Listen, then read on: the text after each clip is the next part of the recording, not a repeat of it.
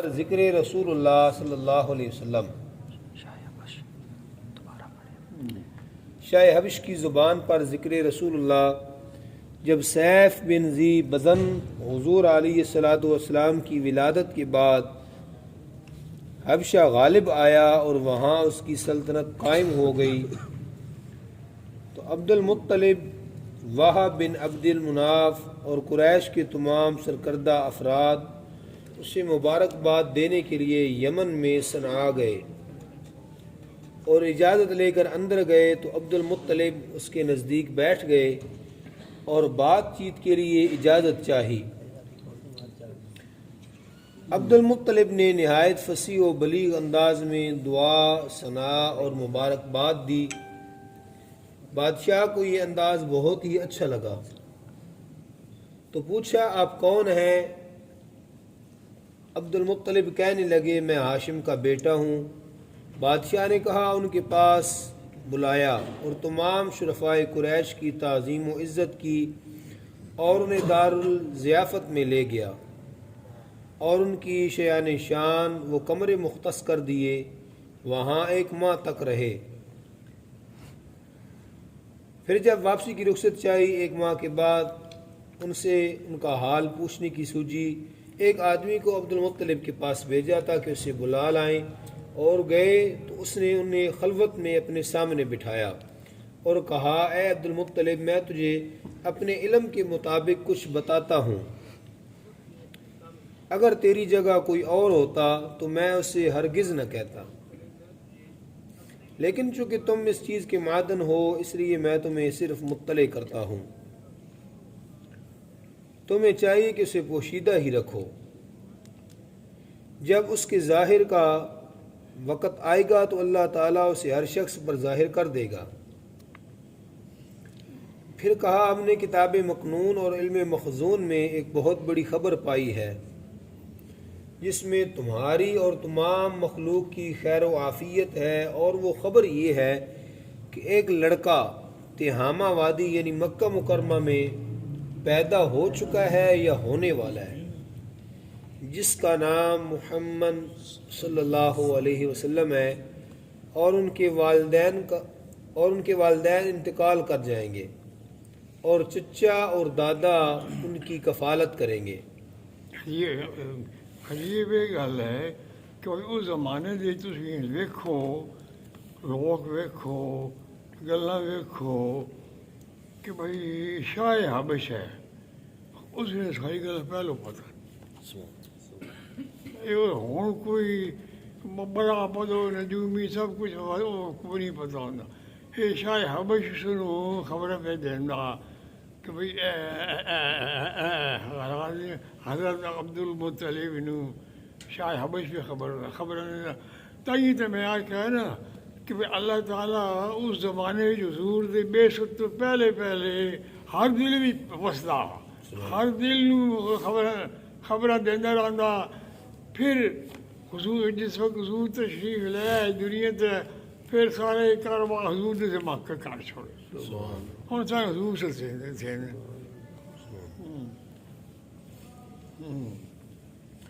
ورنہ جتنا قائل ہوئے، کوئی نجومی ہوئے، کوئی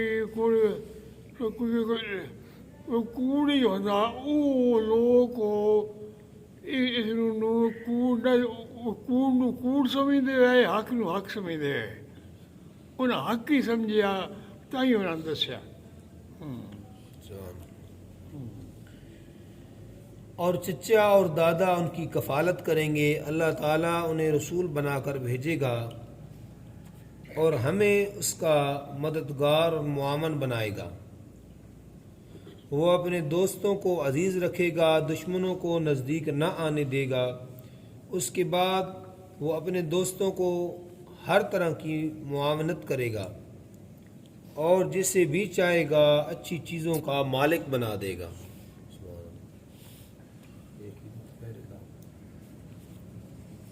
اس کے سبب سے آتش کفر سے بچ جائیں گے۔ ہر شخص اللہ تعالیٰ کی عبادت کا طریقہ اختیار کرے گا، شیاطین مرجوم و مقہور ہو جائیں گے اور بتوں کی پرستش بند ہو جائے گی، وہ ٹوٹ پھوٹ جائیں گے۔ آپ کا فرمان قول فیصل ہوگا، یعنی حق و باطل میں تفاوت پیدا کرے گا۔ یہ وہ ولادت ہو چکی پر وہ خبر پہ دیں گا ہے بادشاہ۔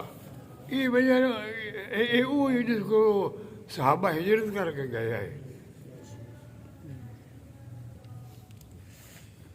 آپ کا حکم سراپے عدل ہوگا اور عمل بالمعروف میں کامل ہوگا اور خود اس پر عمل پیرا ہوگا، اور نہی عن المنکر کرے گا اور خود اس سے گریز کرے گا۔ جب حضرت عبد المطلب نے یہ باتیں سنی تو دعا ثنا کے بعد کہا، اے بادشاہ اس راز کو ذرا کھل کر بیان کرو۔ ابن ذی بزن نے اس عظیم ہستی کی قسم کھائی اور کہا، اے عبد المطلب آپ اس کی بلا شبہ دادا ہیں۔ آپ اس کی آپ انہوں نے دادا ہو قسم کھا کے آپ کا دل مطمئن ہوا اور آپ کا کام ترقی پذیر ہو۔ کیا تجھے کچھ پتہ چلا کہ وہ کون ہے؟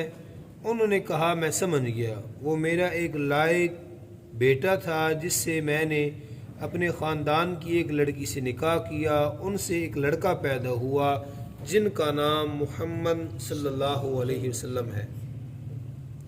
ان کے ماں باپ وفات پا گئے ہیں اور میں اور ان کا چچا ان کی تربیت کرتے ہیں۔ ابن ذی بزن بولا، جو بھی میں نے تمہیں کہا ہے اس لیے کہا ہے کہ تم ان کے حالات یہودیوں سے پوشیدہ رکھو۔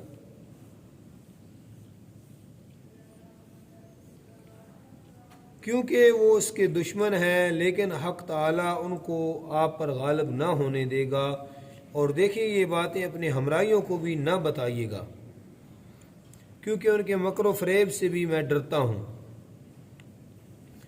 حضور علیہ السلام کی وجہ سے تمہیں ان پر سیاحت و سرداری حاصل ہو جائے گی، سیادت و سرداری حاصل ہو جائے گی، تو وہ یا ان کے بچے حضور کو ہلاک کر دیں۔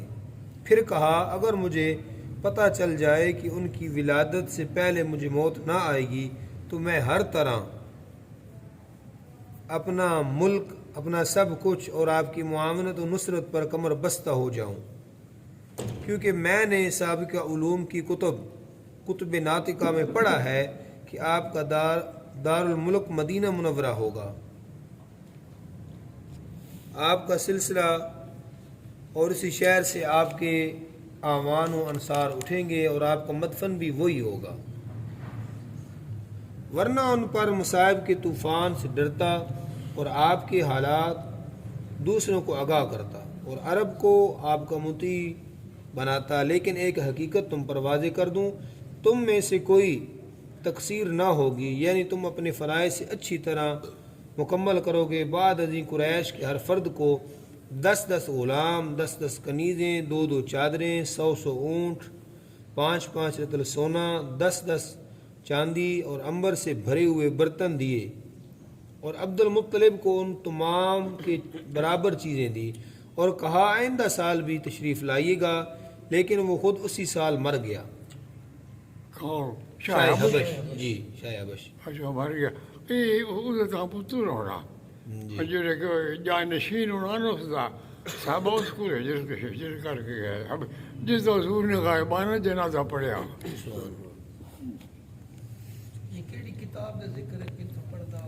آپ نے پتر نو ساری گل دس کے ہونا نا، عبد المطلب نو بھی دسی انہوں نے بھی دسی